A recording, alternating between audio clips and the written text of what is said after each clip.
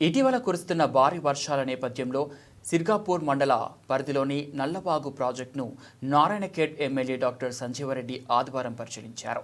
నల్లవాగులో ఉన్న నీటి మట్టం గురించి అధికారులను అడిగి తెలుసుకున్నారు.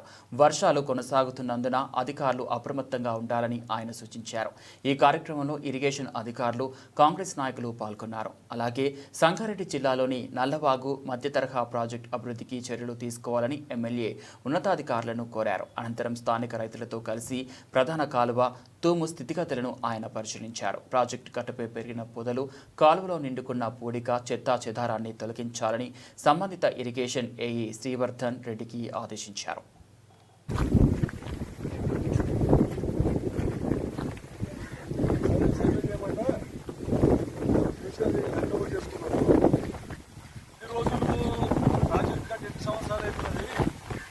ఆ రోజు నుంచి